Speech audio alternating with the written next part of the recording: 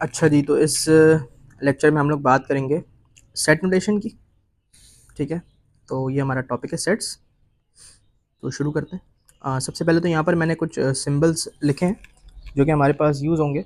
इनको हम चैप्टर के साथ साथ ही देख रहे होंगे। यहाँ पर मैंने सारे एक जगह करके उनकी डेफिनेशन वगैरह साथ में लिख दिए कि कौन सा सिंबल जो है वो किस चीज़ के लिए स्टैंड करता है। तो पहले ज़रा चैप्टर को पढ़ते हैं, फिर इन सिंबल्स को हम खुद ही मतलब हमें समझ में आ जाएंगे। तो बात करते हैं सेट्स की। ठीक है, set is a group of unique elements. ठीक है, यूनिक एलिमेंट्स का एक ग्रुप जो है वो सेट कहलाता है। यूनिक का बेसिकली मतलब है कि उसके अंदर कोई भी एलिमेंट जो है ना हमारे पास रिपीट नहीं हो सकता। ठीक है, एक सेट में कोई भी एलिमेंट रिपीट नहीं होगा, एक एलिमेंट एक ही बार लिखा होगा। ठीक है, तो set is a group of unique elements. अब यहाँ पर मेरे पास तीन सेट्स हैं। सेट ए को अगर आप देखें तो यहाँ पर हमारे पास इसके अंदर जो एलिमेंट्स हैं 1 2 3 5 और 5 हमारे पास दो बार आ रहा है ना, तो ये चीज़ हमारे पास सेट में नहीं हो सकती। इसी तरीके से आप बी को देखें तो बी में 1 2 4 3 और 3 दो बार आ गया और फिर 5, तो ये भी चीज़ हमारे पास नहीं हो सकती। ठीक है, सेट के अंदर कोई भी एलिमेंट रिपीट नहीं होता, एक एलिमेंट को एक ही बार लिखते हैं। ठीक है, इसी को हम कहते हैं सेट, कि उसके अंदर सारे एलिमेंट्स जो होते हैं वो यूनिक होते हैं। तो अगर हम सी को देखें तो सी के अंदर क्या है 1 2 3 4 5 6। अब इसके अंदर कोई भी एलिमेंट जो है वो रिपीटेड नहीं है, तो ये सही है। अच्छा, अब इसी तरीके से मैंने यहाँ पर एक चीज़ लिखी हुई है। ठीक है, वो क्या है एन और ब्रैकेट में लिखा हुआ है सी। ठीक है, बेसिकली इसका मतलब क्या है, इसका मतलब है कि आपने बताने हैं नंबर ऑफ एलिमेंट्स इन सी। ठीक है, यानी कि सी के अंदर जो एलिमेंट्स हैं उनको काउंट करके उनका नंबर बताना है। तो कितने हैं 1 2 3 4 5 6। ठीक है, ये मैंने काउंट कर लिया। तो बेसिकली इसका आंसर क्या हो जाएगा, इसका आंसर हो जाएगा 6।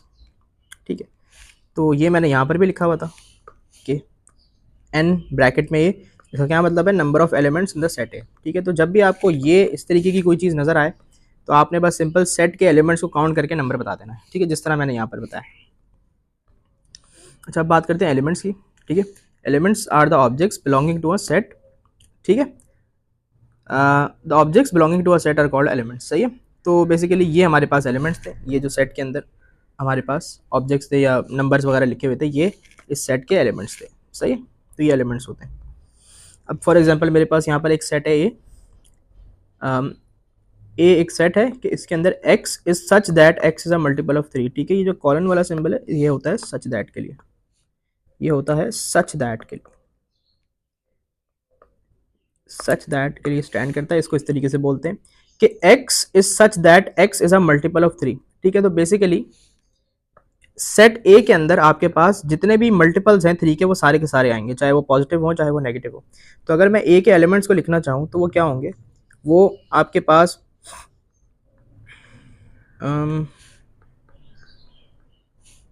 3 के सारे मल्टीपल्स होंगे। मैं एक रेंज दे देता हूँ इसके अंदर, एक काम करता हूँ। सही, यहाँ पर मैं कह देता हूँ कि x जो है वो आपके पास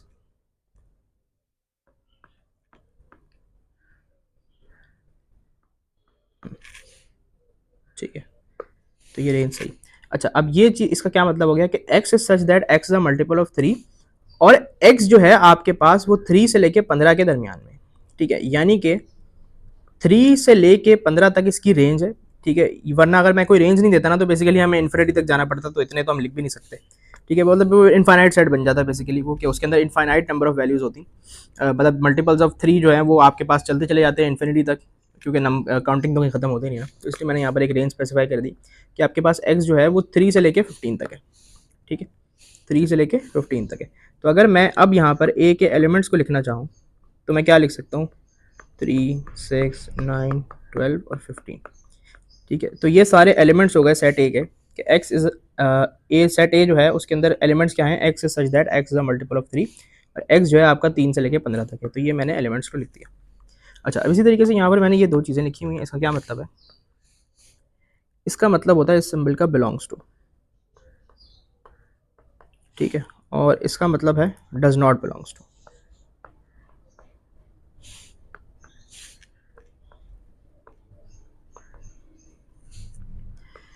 इस पूरी स्टेटमेंट का मतलब है कि 6 belongs to A.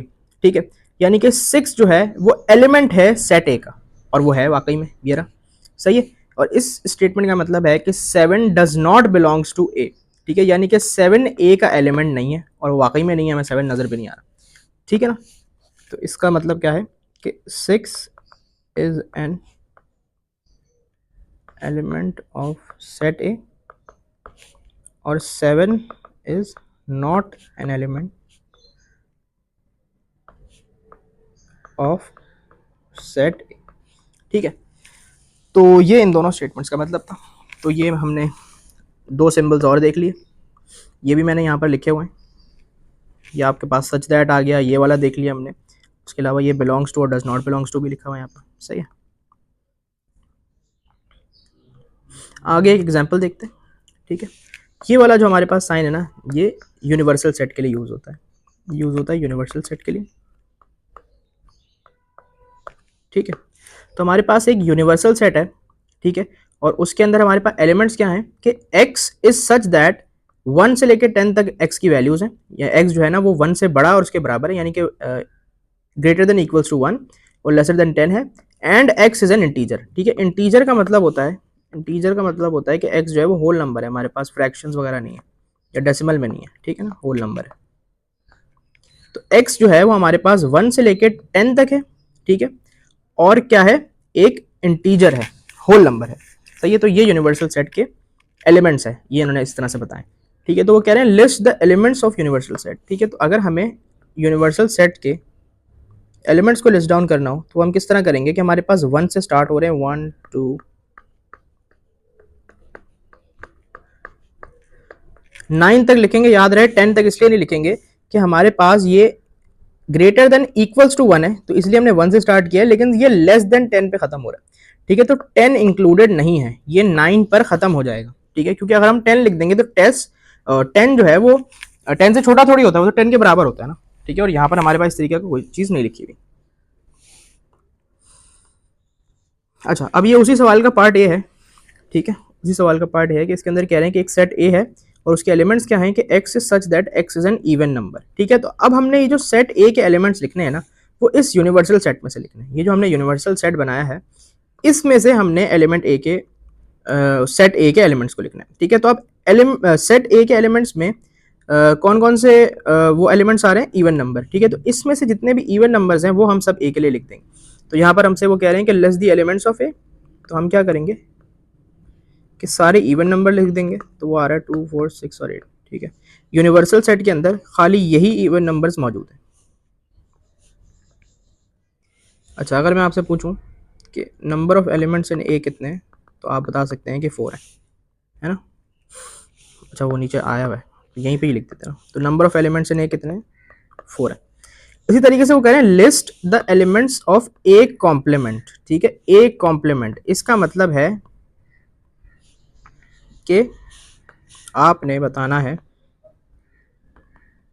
Everything except ए, यानी कि ए के अंदर जो आपने एलिमेंट्स लिखे हैं ना, उनको छोड़ के उनके अलावा जो दूसरे एलिमेंट्स हैं यूनिवर्सल सेट में, आपने वो लिखने हैं। तो अगर मैं 2 4 6 और 8 को हटा दूं तो मेरे पास क्या बचा, 1 3 5 7 9। तो 1 3 5 7 9 जो है ये हमारे एक कॉम्प्लीमेंट के एलिमेंट्स हो गए, 1 3, ठीक है। ये हमारे ए कॉम्प्लीमेंट के एलिमेंट्स हो गए कि ए को छोड़ के जो एलिमेंट्स यूनिवर्सल सेट में बचते हैं वो सारे के सारे बता देने। तो वो क्या है, हमारा एक कॉम्प्लीमेंट, इसको हम बोलते हैं एक कॉम्प्लीमेंट है ये, सही है। ये सिंबल है ए कॉम्प्लीमेंट।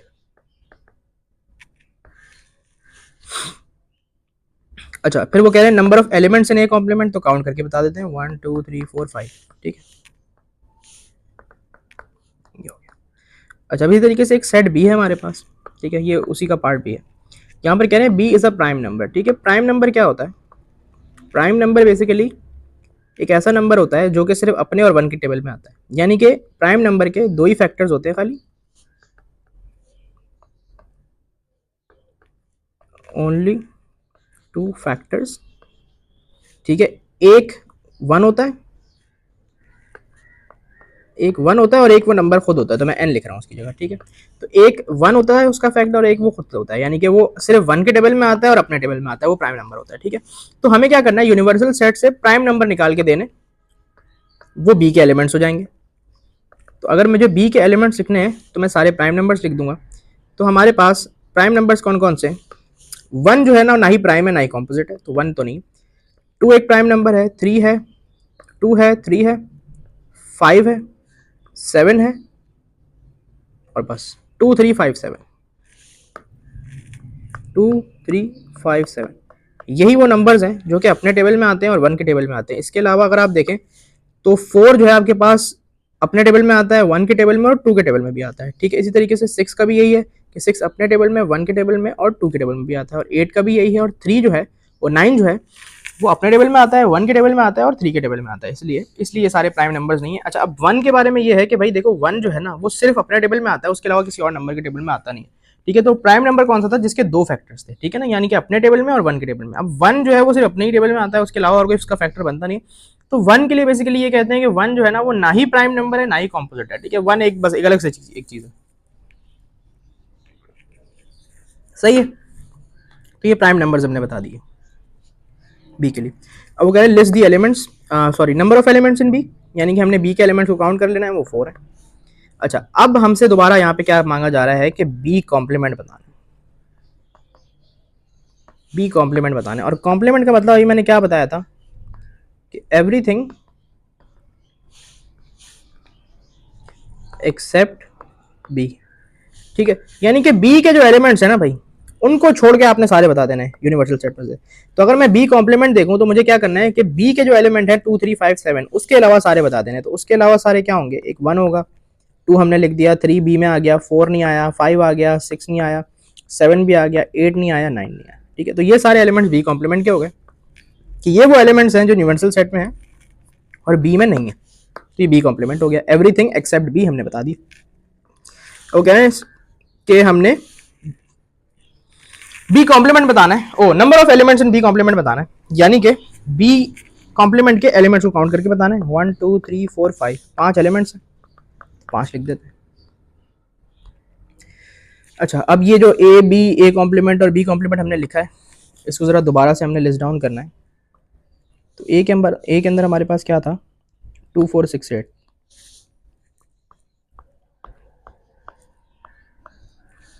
थोड़ा सा गैप देके लिख लेता हूँ।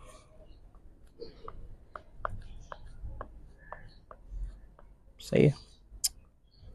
बी के अंदर हमारे पास क्या था? 2 3 5 7, 2 3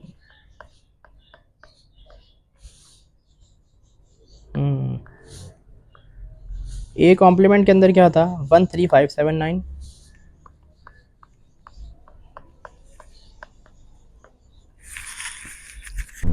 और बी कॉम्प्लीमेंट के अंदर क्या था? 1 4 6 8 9। ठीक है, तो ये हमने दोबारा से लिख ली। ये ब्रैकेट बड़े गंदे गंदे बन रहे हैं क्योंकि मैं जल्दी जल्दी में बना रहा हूँ। अच्छा, अब हमारे पास जो फर्स्ट पार्ट है उसके अंदर लिखा हुआ है कि हमें बताना है A union B. A union B, ये साइन है यूनियन का। ठीक है, इस स्टेटमेंट का मतलब ये है, इस स्टेटमेंट का मतलब ये है कि आपने कंबाइन कर देने हैं ए और बी के elements. Combine the elements of A and B, यानी कि ए और बी में जितने एलिमेंट्स हैं उनको कंबाइन करके लिख देना है। तो हमारा ए यूनियन बी क्या होगा कि ए और बी के सेट उसको एलिमेंट्स को हमने क्या कर देना है? कंबाइन। तो ए और बी दोनों में 2 है तो 2 में एक ही बार लिखूंगा। ये बात याद रहे कि एक सेट में एक वैल्यू एक ही बार आती है, उसको हम 2 बार नहीं लिखते। अब क्योंकि 2 ए में भी है बी में भी है, तो जब हम ए यूनियन बी लिख रहे हैं तो हम 2 को सिर्फ एक ही बार लिखेंगे, दोनों बार नहीं लिखेंगे। सही है। 3 सिर्फ बी में है, 4 सिर्फ ए में है, फिर 5 6 7 8। ठीक है, तो ये हमने क्या किया? ए और बी के एलिमेंट्स को कंबाइन करके लिख दिया। अगली स्टेटमेंट हमारे पास है ए इंटरसेक्शन बी। ठीक है, ये जो साइन है ये इंटरसेक्शन का साइन है, ए इंटरसेक्शन बी। ये आपको ये कह रहा है कि भैया आपने बताने हैं common elements in A and B. सही है। ए और बी के अंदर जो कॉमन एलिमेंट्स हैं, ए और बी के अंदर जो कॉमन एलिमेंट्स हैं, ऐसे एलिमेंट्स जो दोनों में आ रहे हैं, सिर्फ आपने वो बताने। तो वो मुझे सिर्फ एक ही नजर आ रहा है, वो क्या है? 2। 2 के अलावा कोई ऐसा एलिमेंट नहीं है जो इन दोनों में मौजूद है। सही है, फिर आगे बात करते हैं।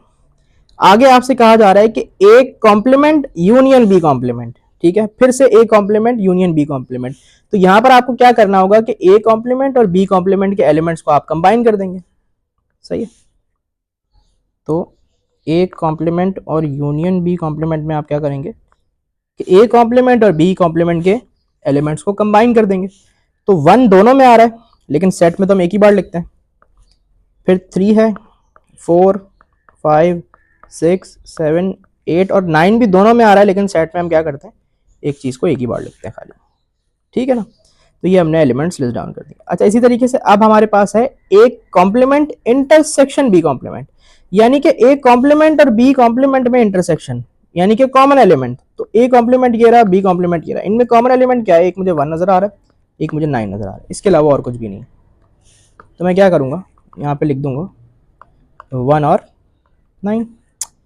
अच्छा, इसी तरीके से फिफ्थ स्टेटमेंट क्या है, A complement union B complement, यानी कि हमने कंबाइन कर देने हैं एलिमेंट्स ए कॉम्प्लीमेंट और बी के, ए कॉम्प्लीमेंट और बी के, ए कॉम्प्लीमेंट और बी, इन दोनों के एलिमेंट्स को कंबाइन करके लिख देना है। तो क्या है 1 2 3 5 7 9, ठीक है, 1 2 3 5 7 9, ठीक है। ये मैंने दोनों के एलिमेंट्स को कर दिया क्या, कंबाइन। अब एक एलिमेंट को एक ही बार हम लिखते हैं, ठीक है, तो हमने लिख दिया। अब हमसे क्या क्या जा रहा है कि हमने बताना है ए कॉम्प्लीमेंट इंटरसेक्शन बी, यानी कि ए कॉम्प्लीमेंट में और बी में जो कॉमन एलिमेंट्स हैं। तो ए कॉम्प्लीमेंट में और बी में कॉमन एलिमेंट्स देख लें कौन से है, एक तो 3 है, 5 है और 7 है, बस 3 5 7, बस 3 5 7।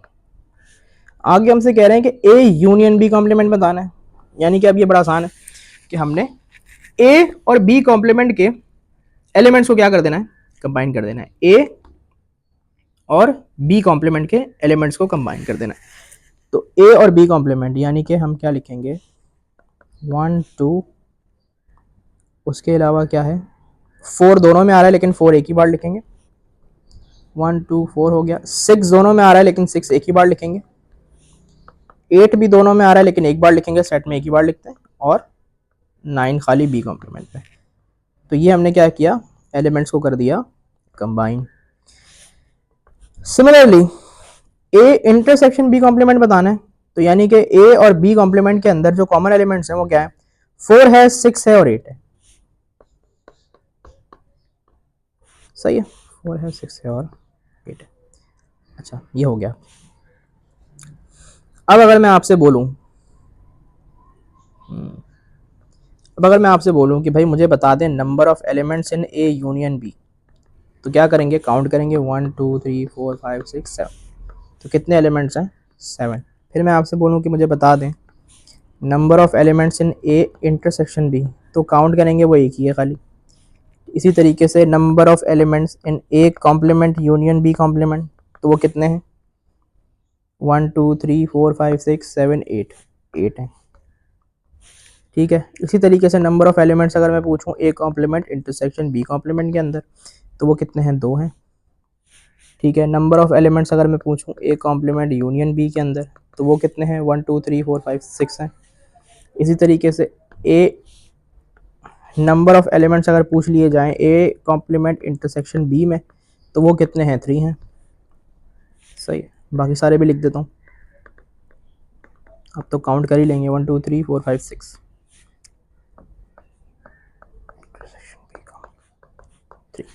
सही है ना। तो ये नंबर ऑफ एलिमेंट्स हमने लिस्ट डाउन कर दिए। अच्छा, अब बात करते हैं एम्प्टी सेट्स की, जिनको हम नल सेट्स भी बोलते हैं। एम्प्टी सेट या नल सेट वो होते हैं जिनके अंदर ना कोई एलिमेंट्स होते ही नहीं है, खाली होते हैं, कोई एलिमेंट नहीं होता, ठीक है। उसको हम डिनोट करते हैं by phi, by the symbol phi, ये सिंबल है, ठीक है। तो फॉर एग्जांपल कोई सेट सी है, उसके अंदर कोई एलिमेंट नहीं है ना, तो उसके आगे हम ये सिंबल लगा देते हैं, ये फाई सिंबल लगा, इसका मतलब है कि इसके अंदर कोई एलिमेंट नहीं है, खाली, सही है। अगली बात करते हैं सबसेट की, ठीक है। सबसेट का कॉन्सेप्ट ये है कि if all elements of set A are present in set B, then A is a subset of B, ठीक है। यानी कि अगर किसी सेट ए के सारे एलिमेंट्स बी में प्रेजेंट हैं, तो ए कहलाएगा सबसेट बी का, सही है। इसको हम जरा एग्जांपल से समझते हैं, एक यूनिवर्सल सेट है, उसके एलिमेंट्स क्या हैं, 1 से लेकर 10 तक एलिमेंट्स हैं, और x जो है वो एक इंटीजर है। तो अगर मैं इसके एलिमेंट्स को लिस्ट डाउन करना चाहूँ, तो x क्योंकि 1 से बड़ा है तो 2 से स्टार्ट होगा, और 10 से छोटा है तो 9 पे खत्म हो जाएगा। 1 या 10 के बराबर नहीं है, 1 से बड़ा और 10 से छोटा है, और इंटीजर है, होल नंबर है, सही है। तो ये हमने क्या कर दिया, यूनिवर्सल सेट के एलिमेंट्स लिख दिए। अब हमसे कह रहे हैं कि सेट बी एक है, उसके अंदर क्या है, इवन नंबर्स हैं, तो अपने यूनिवर्सल सेट से हम इवन नंबर्स उठा के कहाँ लिख देंगे, सेट बी में। तो वो क्या है, 2 4 6 8, सही है। इसी तरीके से एक सेट ए है,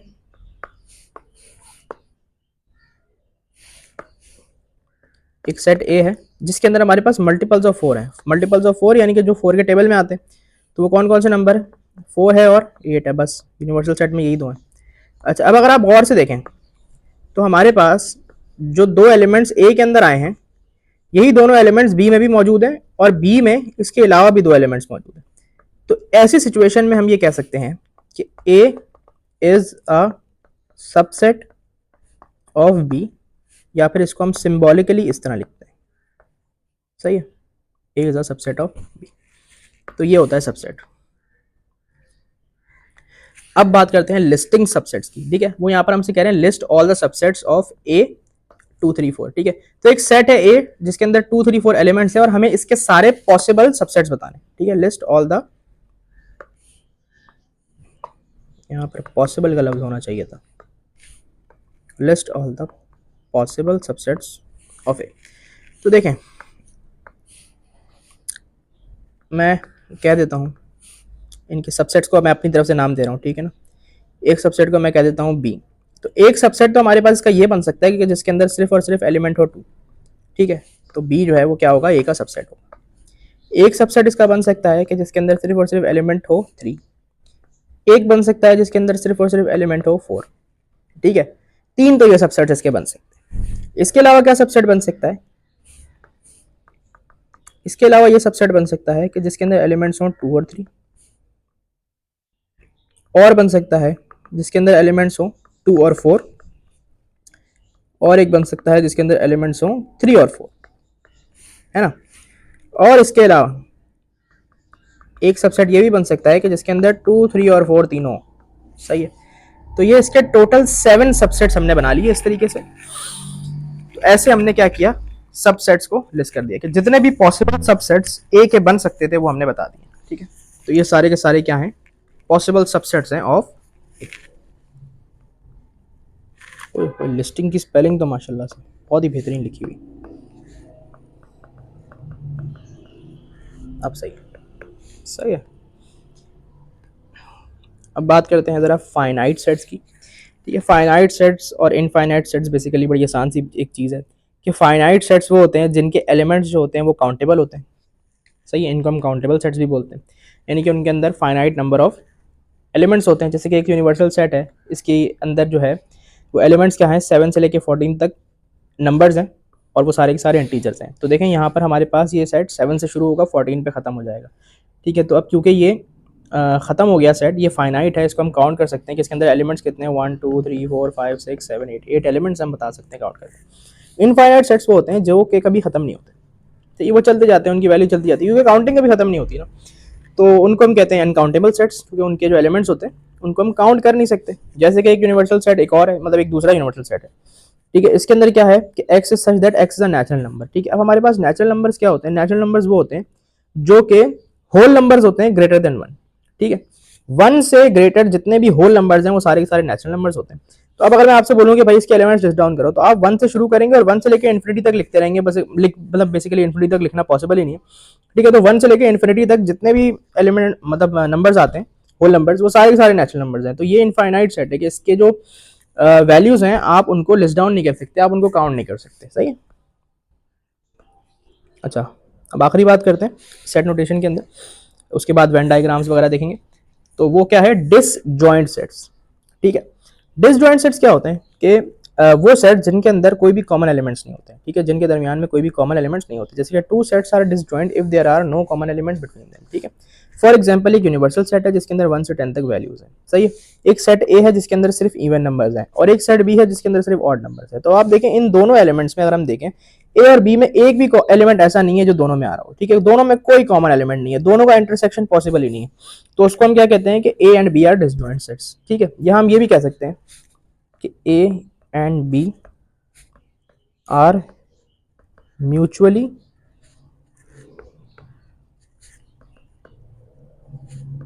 एक्सक्लूसिव, ये भी एक स्टेटमेंट है जो हम दे सकते हैं। म्यूचुअली एक्सक्लूसिव या डिसजॉइंट सेट्स एक ही बात है, इसको मैं यहाँ पे भी लिख देता हूँ।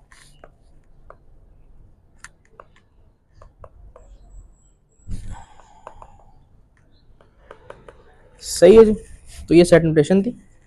अगले लेक्चर में वेन डायग्राम्स की बात की